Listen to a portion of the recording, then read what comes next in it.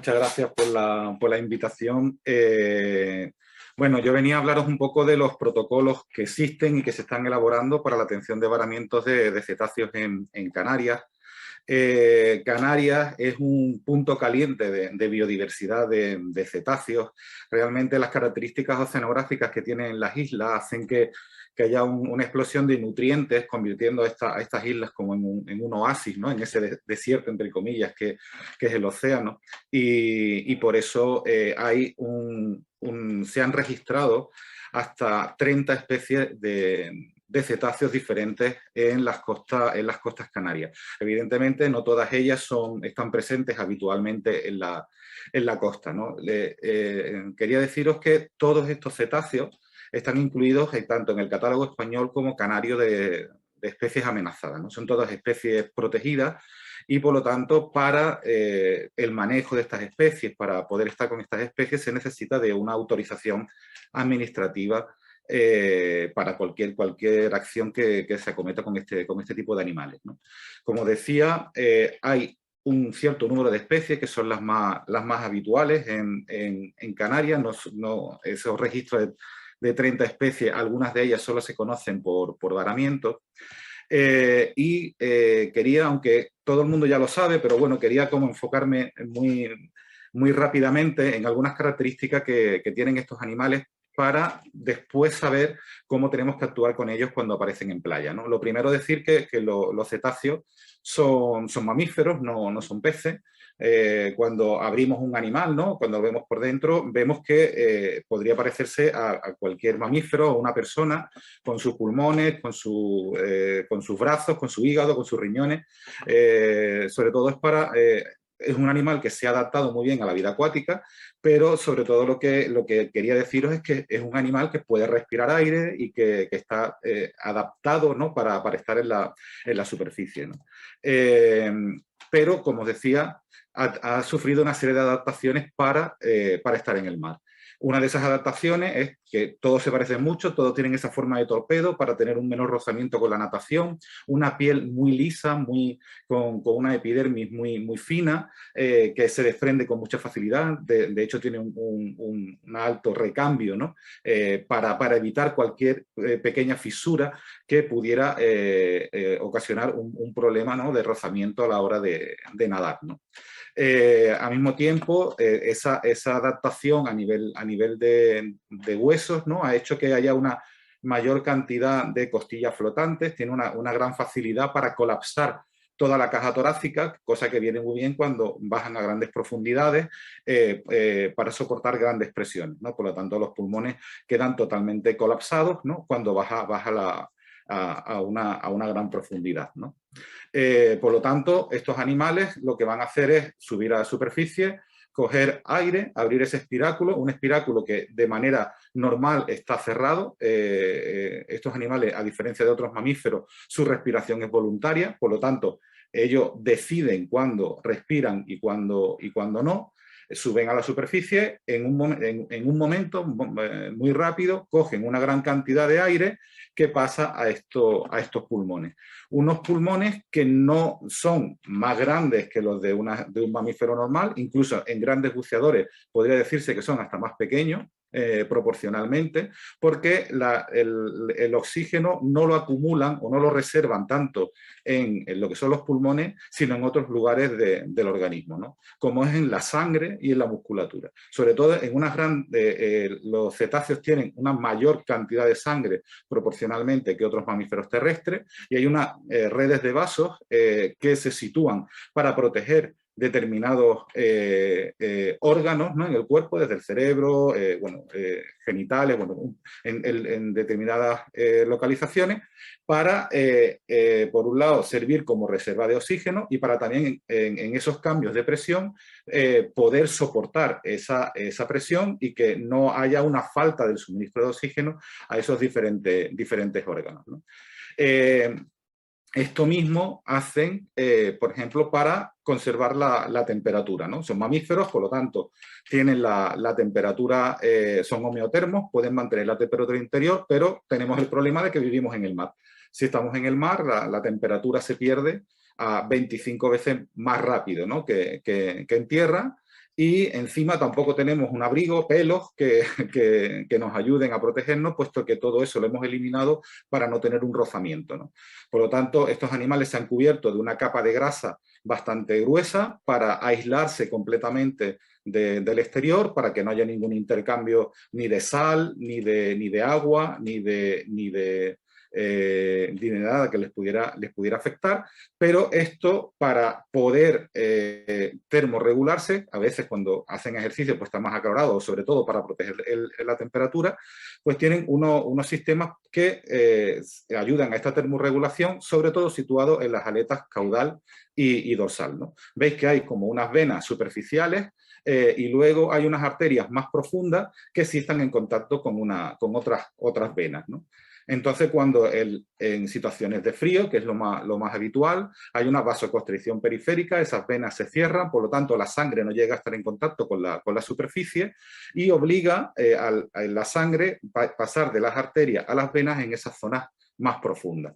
Pero cuando el animal se acalora, pasa todo lo contrario. Esas arterias se dilatan, comprimen las venas que tienen alrededor y obliga a que toda esa sangre pase por la superficie del animal y por contacto con el agua cercana, pues se pueda enfriar, ¿no? Otras adaptaciones que tienen estos animales es que para ver debajo del agua, aunque sí ellos tienen una capacidad visual, ¿no? Pueden adaptar su visión para ver debajo del agua, sobre todo en lugares que están muy oscuros y tal, van a utilizar un sistema de ecolocalización, ¿no? de ver a través del sonido. Por lo tanto, son unos animales muy sensibles a estos sonidos. Y por otro lado, entonces cuando estos animales, como hemos estado viendo, van a tener en esas adaptaciones una respiración como lo que llamamos una bradipnea, van a tener una respiración, abren ese espiráculo, cogen una gran cantidad de aire, pero tienen pocas respiraciones por minuto y almacenan todo ese oxígeno en esas redes de vasos y también en la musculatura, ¿no? Porque tienen una mayor cantidad de mioglobina. Pero cuando se sumergen para ir a comer o para socializar, bueno, cuando se sumergen, para evitar gastar ese oxígeno, ¿qué van a hacer? Pues van a enlentecer el ritmo cardíaco y va a haber una vasoconstricción periférica, van a acumular la sangre en esas redes protegiendo a los órganos vitales y por la presión va a haber ese colapso pulmonar, ¿no? Como os decía. Entonces, ¿qué nos encontramos cuando tenemos un animal varado? Lo primero, como decía antes Ana, por definición, un varamiento es un animal, por ejemplo, un animal muerto nos lo encontramos encallado en la costa, pero también cuando nos lo vemos flotando en aguas jurisdiccionales, ¿no? Y esto mismo se aplica a un animal vivo. Cuando ese animal vivo no lo encontramos en la costa, pero no puede regresar por sus propios medios, pero también cuando está en el agua y no podría volver a su hábitat de manera normal sin una atención o sin una asistencia veterinaria, ¿no? Actualmente existe la red de varamiento de Canarias, que al igual que explicaba antes Ana, cuando aparece un animal en la costa hay que avisar al 112 y en colaboración entre el gobierno regional y los cabildos de gobiernos municipales, dependiendo de si el animal está muerto o el animal está vivo, pues se realizan diferentes acciones, ¿no?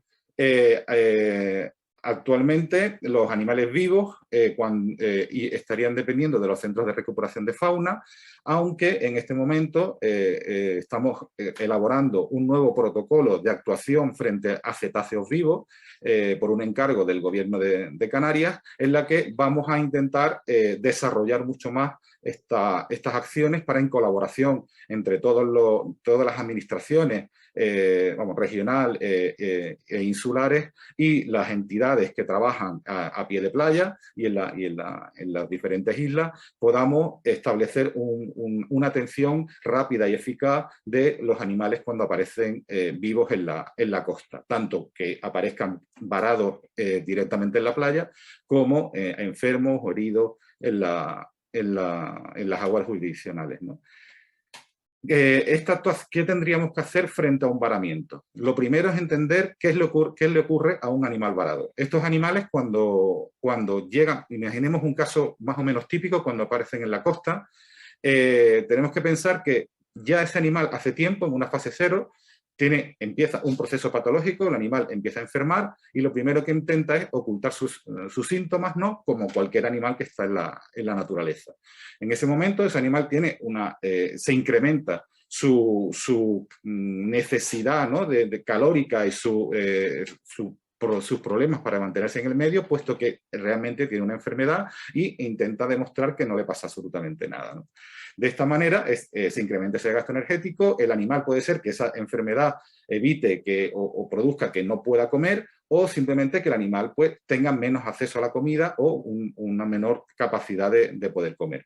Por lo tanto, va a haber una pérdida calórica y un debilitamiento progresivo, ¿no? Esto, en una segunda fase, va a hacer que empecemos a tirar de nuestro propio cuerpo, lo que va a haber una disminución de la reserva, una deshidratación del animal, y el animal poco a poco se va aislando del grupo. Y llegamos ya a un momento en el que el animal está bastante deteriorado, ¿no?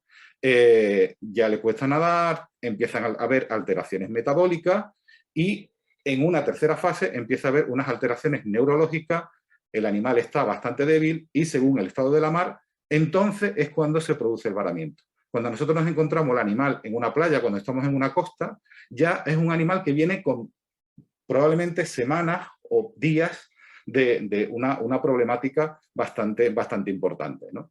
Que necesita ser diagnosticada convenientemente para ver si ese animal se puede tratar, no se puede tratar o se puede reintroducir, ¿no?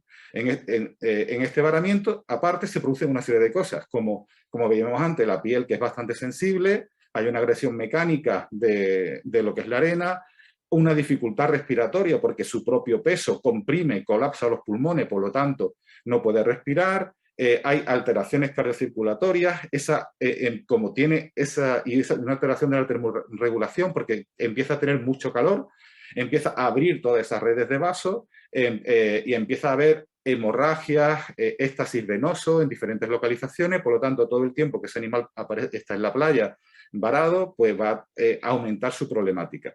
Pero al mismo tiempo hay otra problemática añadida que son humanos y animales domésticos que hay alrededor, ¿no? Con el ruido y el intento de manejar ese animal, devolverlo al agua, pegar tirones, sujetarlo, con lo que producen un estrés añadido que muchas veces es lo que termina originando la muerte del animal, ¿no? Entonces, ¿qué tenemos que hacer, ¿no? Cuando aparece un animal? Lo primero, como os decía, es activar la red de varamiento, llamar al 112, ¿no? Para que se ponga en contacto con el personal especialista y autorizado a estar con los animales. A partir de ese momento, pues se pueden seguir las indicaciones de este personal para saber qué hacer en concreto con ese animal en función de cómo se encuentre. Lo más importante es mantener a todas las personas y animales alejados del cetáceo, de ese delfín, porque todo el estrés que le estemos ocasionando lo que va a hacer es perjudicar más que beneficiar. Evidentemente, no tratar de reintroducirlo, porque realmente en muy pocos casos la reintroducción directa va a hacer que el animal se salve. Lo más normal es que el animal muera poco después, aunque no lo veamos porque se hunde en el océano. Hacer el menor ruido posible y en el caso de que ese personal se ponga en contacto con nosotros y se necesita amortiguar ese síndrome de varamiento, pues la situación ideal sería mantenerse con el animal en el agua para que no sufra todo ese síndrome de varamiento, todo ese peso, toda esa dificultad respiratoria, toda esa dificultad, esos problemas cardiovasculares. Si el animal está en tierra, devolverlo al mar con unas camillas especializadas, o si hay mucha marea y hay mucho oleaje, pues se podría sacar el animal a tierra y entonces en ese caso habría que ponerlo con unas sombrillitas o sombrear al animal y estar constantemente hidratando la piel para que no se reseque. Y si no tenemos una colchoneta o lo que sea donde posicionar al animal, pues por lo menos si está en la arena, por lo menos abrir unos agujeros debajo de las aletas pectorales para que no se haga daño, no se fracture estas aletas, ¿no?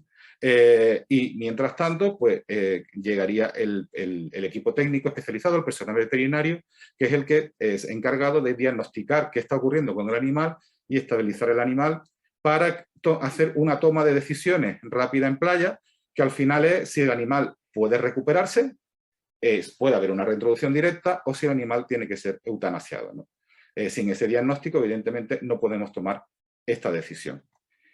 Y, como os decía, actualmente estamos desarrollando este protocolo de actuación frente al varamiento de cetáceos vivos en el archipiélago canario, con el que queremos contar con todas las entidades que están en cada una de las islas para que colaboren o integrarlas en este equipo para poder atender rápidamente y de manera eficaz a los animales cuando aparecen en la playa, ¿no? Haciendo que cada grupo, de una manera ordenada, pueda actuar en función de si es una atención primaria, si es una atención que requiere una mayor capacitación, en momentos que a lo mejor el animal haya que liberarlo de una red, animales que haya que capturar o que haya que trasladar a otro lugar. Entonces, dependiendo de la capacitación de cada una de las entidades con las que colaboremos en cada una de las islas, de su formación, de su experiencia, de sus recursos logísticos y materiales, pues entrarían a trabajar dentro de esta red en situaciones específicas. Y esto es un poco lo que os venía a contar. Muchísimas gracias.